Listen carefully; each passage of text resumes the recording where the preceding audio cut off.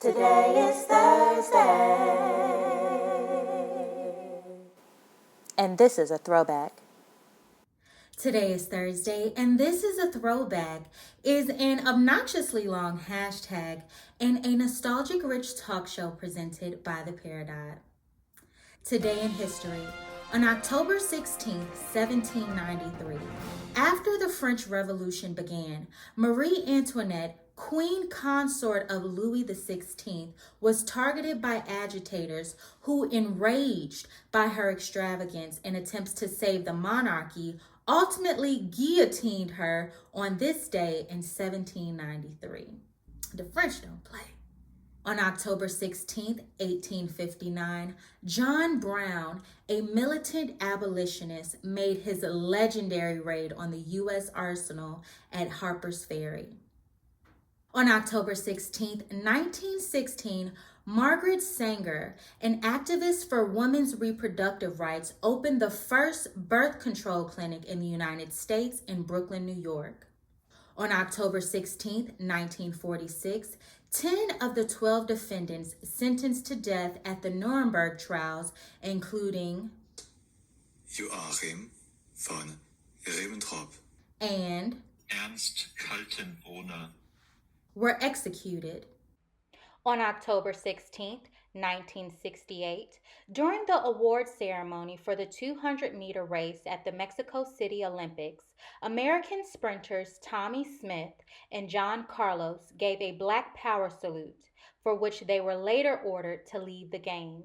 Today's Throwback VHS is dedicated to the #1 movie in America on October 16, 1998, Practical Magic, an American romantic fantasy film based on the 1995 novel Practical Magic by Alice Hoffman. The film was directed by Griffin Dunne and stars Sandra Bullock, Nicole Kidman, Diane West, Stockard Channing, Aidan Quinn, and Goran Vinchtik.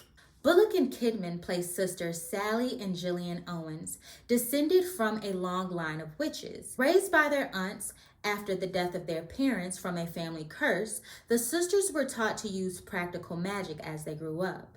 As adults, Sally and Gillian must use their magic to destroy the evil spirit of Gillian's abusive ex-boyfriend before it kills them.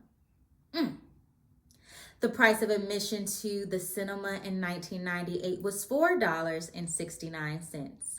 Back in the days when I was young, I'm not a kid anymore, but some days I sit and wish I was a kid again. The legend of Stingy Jack.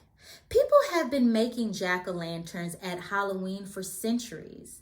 One version of the practice may have originated from an Irish legend, which first appeared in print in the 19th century about a man named Stingy Jack. According to the story, Stingy Jack invited the devil to have a drink with him. True to his name, Stingy Jack didn't want to pay for his drink. Once the devil did so, Jack decided to keep the money and put it into his pocket next to a silver cross, which prevented the devil from changing back into his original form.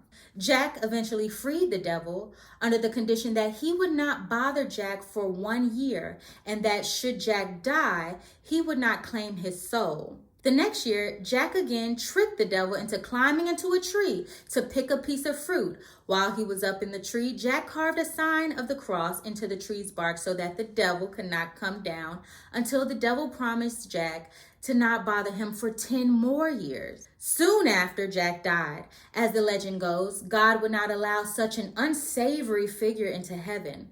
The devil, upset by the trick Jack had played on him and keeping his word not to claim his soul, would not allow Jack into hell.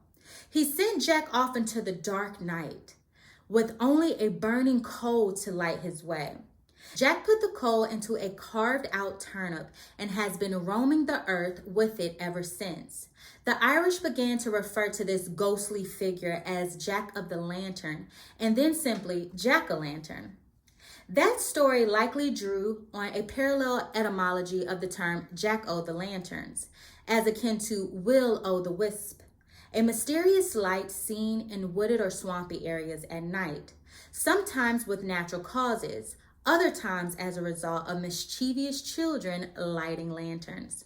In Ireland and Scotland, people began to make their own jack-o'-lanterns by carving scary faces into turnips and placing them into windows or near doors to frighten away stingy Jack and other wandering evil spirits. In England, large beets are used. Immigrants from these countries brought their vegetable carving traditions with them when they came to the United States, helping change American pumpkin carving from a general autumn pastime to the one uniquely associated with Halloween. You know what time it is? Yeah! It's time for the #1 song of the day! It's the #1 song of the day! On October 16th, 1993, Mariah Carey topped the Billboard Hot 100 with Dream Lover. Dream lover, come rescue me.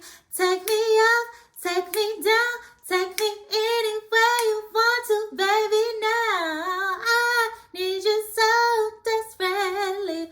Won't you please come around? 'Cause I wanna share forever with you, baby. I mean, the hit maker. That pen undeniable. Well, that concludes today's show. I hope you enjoyed. Don't forget to like, comment, share, and subscribe to the Peridot Network on YouTube.